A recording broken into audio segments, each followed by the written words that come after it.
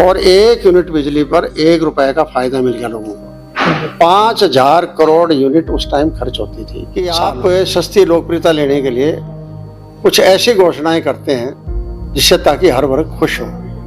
कितना खर्च हुआ, कितना नहीं हुआ, ताकि एक समीक्षा की जा सके और जनता भी समझ सके कि सरकार आंकड़ों में आपको मूर्ख बनाती है। ये 215 योजनाएं जो रखी थी इन्होंने, इन योजनाओं पर 6500 करोड़ रुपए का बजट का आवंटन किया था, लेकिन खर्चा उनमें जीरो। अखबार में आया होगा बड़ी हेडलाइन में 6500 करोड़ रुपए इन मुद्दों में लगेंगे बिल्कुल, लेकिन जीरो खर्च किया। सीवरेज के लिए जो अमृत योजना सीवरेज योजना जो रखी थी उसमें 144 करोड़ रखे थे, खर्च बहुत बड़ी अमाउंट कर दी, वो कर दी 96 लाख।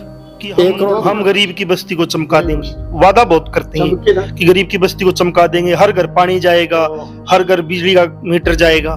तो कहने में तो कोई जोर नहीं आता, खर्च करने में। जब जनप्रतिनिधि अपनी ड्यूटी भूल जाते हैं तो मीडिया याद दिलाता है। दोस्तों, जनमंच पर एक बार फिर से आपका स्वागत है। आज हमारे विशेष मेहमान पूर्व वित्त मंत्री हरियाणा सरकार प्रोफेसर संपत सिंह है।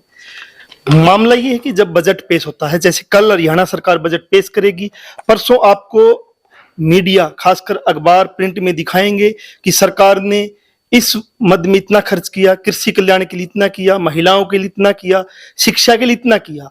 एक आंकड़े का खेल खेला जाएगा, आंकड़े दिखाए जाएंगे, लेकिन वो आंकड़े क्या आंकड़े ही रह जाते हैं। इसी पे बात करने के लिए प्रोफेसर संपत सिंह के हम पास आए हैं कि पिछली बार जो एक बजट पेश किया गया था, कितना खर्च हुआ, कितना नहीं हुआ, ताकि एक समीक्षा की जा सके और जनता भी समझ सके कि सरकार आंकड़ों में आपको मूर्ख बनाती है कि हमने 100 करोड़ इस मद में रख दिया है, 200 करोड़ इसमें रख दिया है, 1000 करोड़ इसमें रख दिया है, लेकिन खर्च नहीं होता है।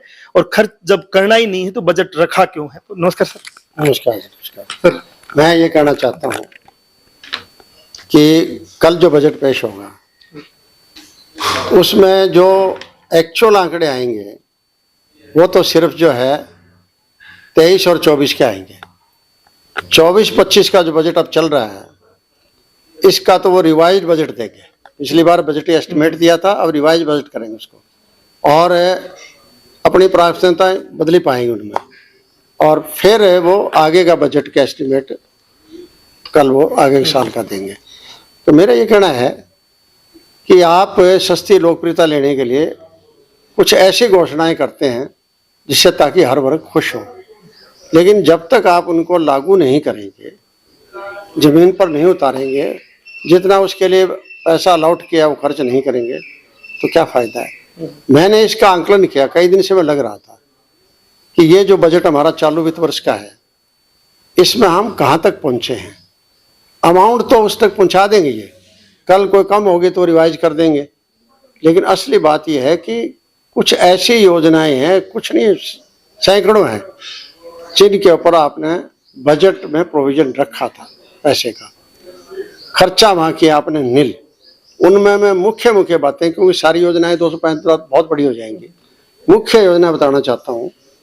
और मुख्य बजट कि ये 215 योजनाएं जो रखी थी इन्होंने, इन योजनाओं पर 6500 करोड़ रुपए का बजट का आवंटन किया था, लेकिन खर्चा उनमें जीरो हुआ है। 6500 करोड़ खर्च किया ही नहीं, मतलब अखबार में आया होगा बड़ी हेडलाइन में 6500 करोड़ रुपए इन मुद्दों में लगेंगे बिल्कुल, लेकिन जीरो खर्च किया है। उनमें मेन मुद्दा बताना चाहता हूं मैं, कृषि और किसान कल्याण के लिए जो उपकरण होते हैं, एग्रीकल्चर इंप्लीमेंट्स हैं, उनको सब्सिडी पर देना होता है।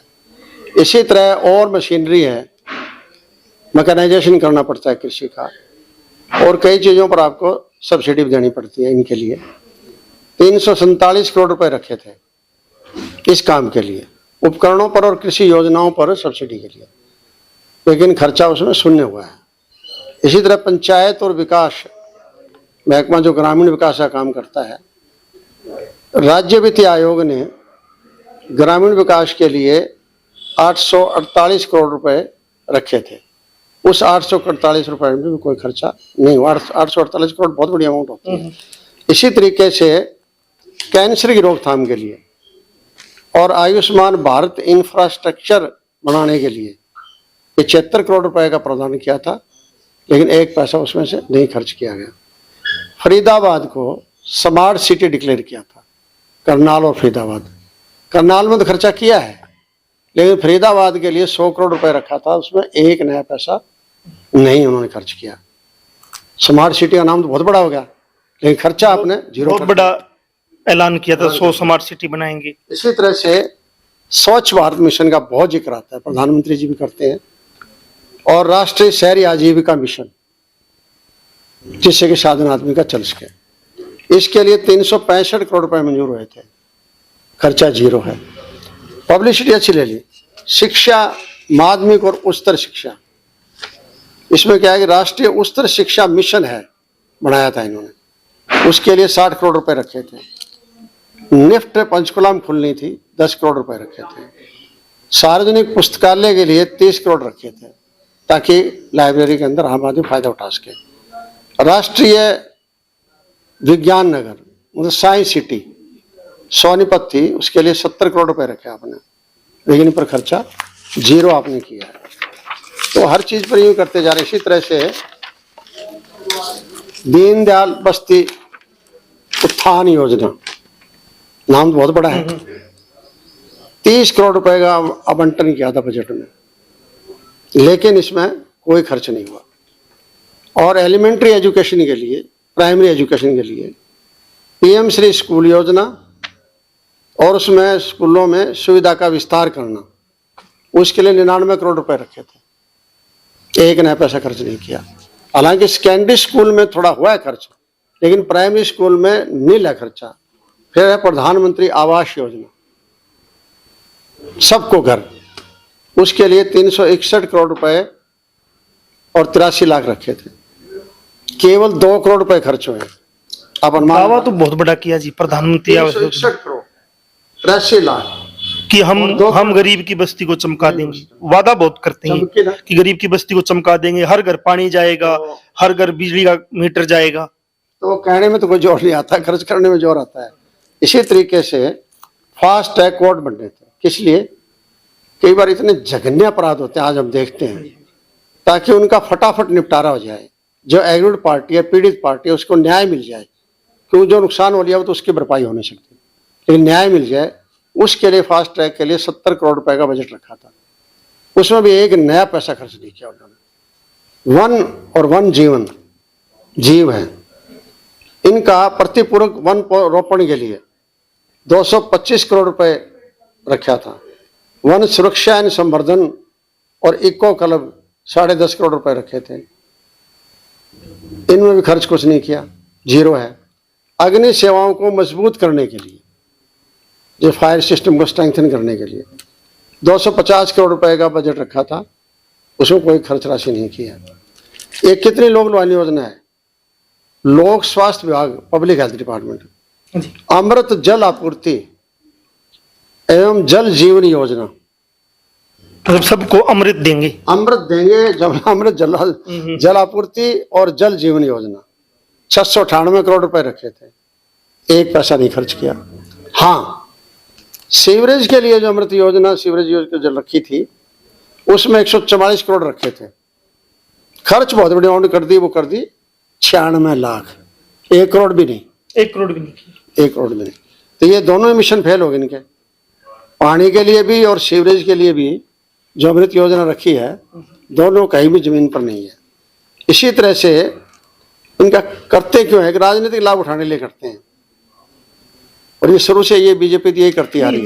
मैं प्रोफेसर साहब को ये जानना चाहता था, जैसे मुख्य जो ना, जैसे कैंसर एक महामारी बनती जा रही है, बिल्कुल, और सरकार हर साल वादा करती है कि कैंसर के मरीजों के लिए फ्री दवाई है, फ्री उनको इतना पैसा भी मिलेगा, आना जाना फ्री है, लेकिन जिस तरीके से बजट का पैसा खर्च किया है, तो ये बहुत बड़ी गड़बड़ारी।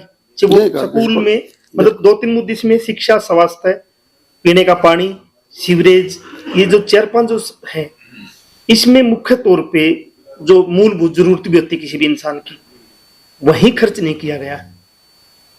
तो इससे अंदाजा लगाया सकता है इनकी नीयत क्या है। केवल मात्र जो है भाषणबाजी की है, जुमलेबाजी की है, काम नहीं करना। और अफसोस ये है कि इनका कोई पीछा नहीं करता, दिक्कत ही आ रही है। अगर ये ना काम करें तो कम से कम लोग मजबूर तो कर देना कि भैया आपने ये योजना शुरू करी थी, आपने कोई गिनाई है ये है कहाँ? लेकिन ये बताए कौन? जैसे आज आप बता रहे हो, मीडिया के माध्यम से कुछ लोग सुनेंगे, लेकिन बड़ा मीडिया जो है मुख्य है, जो बजट के आंकड़े छापता है बजट के अगले दिन, लेकिन वो कभी भी बजट से पिछले दिन पीछे का रिवाइज नहीं करता कि पीछे कितना हुआ, कितना खर्च हुआ। जो आज जो आप काम कर रहे हो, ये करना तो मीडिया ने चाहिए या दूसरे बुद्धिजीवी चाहिए? जनप्रतिनिधियों को भी चाहिए, क्योंकि देखो जनप्रतिनिधियों की देखा जाए तो बहुत बड़ी जिम्मेदारी है। मीडिया कहाँ आता है? जब जनप्रतिनिधि अपनी ड्यूटी भूल जाते हैं तो मीडिया याद दिलाता है, मतलब होना चाहिए मीडिया। मुझे लग रहा है जनप्रतिनिधि भी कहीं ना कहीं ड्यूटी भूल चुके हैं, उस तरीके से जमीन पे बात नहीं कर रहे और केवल मात्र कोई 4 लाइनें किसी अखबार में छप जाएगी, उस पर तो रिएक्शन दे देंगे, अपनी स्टडी नहीं करते। वो बहुत जरूरी है। इस स्टडी के लिए लोगों को चाहिए, उनको मजबूर करें। जैसे मैं छोटी सी बात बताता हूँ, मैं पहले जो है ना, जब भी हरियाणा इलेक्ट्रिसिटी रेगुलेटरी कमीशन जो है अपना बजट निर्धारित करता था, साल की प्लान बनाता था, तो उसमें खर्चा और आमदनी सारा करके और फिर जो है रेट बढ़ाते थे, बिजली के रेट फ्यूल सरचार्ज के रूप में, पैसे यूनिट के रूप में बढ़ा देते थे। तो मैंने लगातार कई साल पिटीशन फाइल की, जनता की तरफ से फाइट करता रहा मैं, कंज्यूमर की तरफ से। एक बार तो 1000 लोग मेरे साथ चंडीगढ़ गए थे, मैं 6 घंटे बोला हुआ तैयारी करके, और 1 यूनिट बिजली पर 1 रुपए का फायदा मिल गया लोगों को। 5000 करोड़ यूनिट उस टाइम खर्च होती थी साल में, इसका मतलब 5000 करोड़ का लोगों को फायदा हो गया। लेकिन वही बात है कि प्रचार कौन करेगा उसका? हमारे जो आम आदमी, बेचारे गरीब आदमी बैठे, उनको तो यही नहीं पता तुम्हारे लिए कौन क्या करने लग रहा है, इतनी बड़ी चीज हो। उसके बाद धीरे धीरे मेरे से वो काम छूट गया, कुछ समय के हिसाब से, कुछ और टाइम के हिसाब से। लेकिन मैं 2008 से लेकर और 2014 तक जो है ना, सरकार भी आ गई थी, सब कुछ था, तो भी करता रहा। हालांकि सरकार मुझे कहती थी ये आप तो मंत्री हो, मैंने कहा मैंने उपभोक्ता के लिए भी काम करना है। ये यहाँ बैठे हैं रिटायर आदमी, कमिश्नर बैठे हैं, आंख मूंद के बैठ जाते हैं, सुप्रीम कोर्ट के वकील मंगा लेते हैं हमारे बातों का जवाब देने के लिए। मेरे उस टाइम 3 वकील आए हुए थे सुप्रीम कोर्ट के, 5-5 लाख रुपए उनको दे रखे थे। बाद में मुझे कहने लगे जी, बोले हमें भी एक ब्रीफिंग तो तारीख से पहले आपके साथ करनी पड़ा करेगी, इसका मैं पहले तुम्हें जवाब बता दूंगा। मतलब इस तरह के हालात है। तो जनता को देखो जागरूक होना पड़ेगा। और मैं तो ये कह रहा हूँ जी, जनता को जागरूक होना पड़ेगा। उसको अपने जो जनप्रतिनिधि है, जो चुनाव में वोट मांगते हैं और वो विपक्ष में बैठते हैं, तो विपक्ष की जिम्मेवारी बनती है कि वो अपनी जनता को इन चीजों से अवगत कराएं। वो क्यों नहीं करवा पा रहे जी? ट्रेंड कहाँ बदल गया? मैं अभी बता रहा हूँ, देखो विधानसभा के पटल पर जो है ना, जो कागजात पत्र रखे जाते हैं, और जहां विधानसभा में वो जनप्रतिनिधि बैठते हैं, 90 सीट निश्चित की हुई है, एक आदमी फालतू नहीं बैठ सकता। इसका मतलब 90 लोग एक किस्म के विशेष अधिकार प्राप्त लोग हैं, वो जनप्रतिनिधि हैं, और उनको वहां बैठ के, चाहे आप अपनी पार्टी के मामलों में और में कुछ आप कर लें, वहां बैठ के तो हर जनप्रतिनिधि का, चाहे पक्ष का विपक्ष का हो, जनता की बात उठानी जरूरी है। और जहां आपको कमियां नजर आती है, उन कमियों को सरकार को मजबूर करें कि उनको वो दूर करें। आपके अपने इलाके की है या आम जन समस्या है, उसको उठाना आपका फर्ज बनता है, और सरकार को कंपेल करे, अकेला उठाने नहीं करे, कंपेल करे कि सरकार जो है वो उन चीज़ों को, पब्लिसिटी को भूलकर और सही मायने वास्तविक धरती पर जो है ना आके काम करे। लेकिन ये काम तो मानता हूँ जनप्रतिनिधि का, और जनप्रतिनिधि को काम करना भी चाहिए। अब मैंने जो आंकलन किया है, ये मेरा पूरा प्रयास रहेगा कि मैं हर एमएलए तक भेजूं, ताकि वो आगे का बजट तो उन्होंने बोलना ही उसके ऊपर, तो उस टाइम ये भी करे कि जो अब तक किया है आपने वो क्या किया, इसका क्या करोगे आप, क्या आप उसको कैरी फॉरवर्ड कर रहे हो, आगे के लिए कर रहे हो?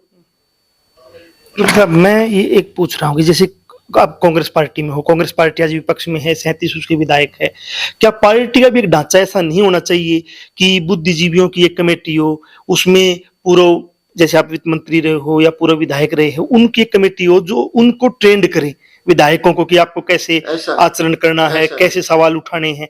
ऐसी क्या होती नहीं क्या कोई पार्टी के अंदर कोई ढांचा नहीं, या होना नहीं चाहिए? वो होना चाहिए, लेकिन होती नहीं है। देखिए बाकायदा जो हमने हमारी डेमोक्रेसी जो आई है वो इंग्लैंड से आई है, हमने बहुत सी चीज़ें उनके लिए, वहाँ तो वो सिस्टम बना हुआ है, बने हुए हमारे भी है, कमेटियाँ है, हर डिपार्टमेंट के अंदर कमेटियाँ बनी हुई है, बाकायदा एमएलए हैं उन कमेटियों में।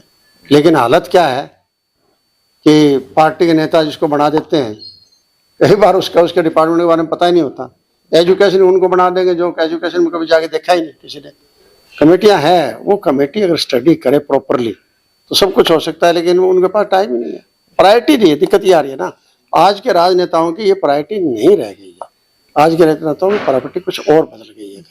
अदरवाइज तो पार्टी के अंदर अलग अलग ग्रुप्स होने चाहिए। ग्रुप ये नहीं कि ये किसका आदमी है किसका आदमी, नहीं, काम के लिए ग्रुप होने चाहिए, काम के लिए कि भी ये है ना, ये 4 डिपार्टमेंट आपके जिम्मे है, इसके स्टडी आप करके और हमें ब्रीफ करेंगे। जैसे अखबार में मीडिया में होता है ना कि ये सिविल हॉस्पिटल को देखता है, ये पत्रकार कोर्ट को देखता है, वहाँ की खबरें पार्टियों के अंदर भी, दिल्ली में भी कि इस पार्टी को ये मीडिया का आदमी जाएगा, हमारे फलाने अखबार से ये जाएगा, फलानी इलेक्ट्रॉनिक मीडिया से ये जाएगा, बाकायदा बटे हुए हैं। और बटे हुए तो इसलिए काम ठीक करते हैं वो, क्योंकि उनको पता होता है एक किसी पार्टी को कॉल करा दूसरी पार्टी के लिए भेज देंगे, उसको क्या पता वहाँ का।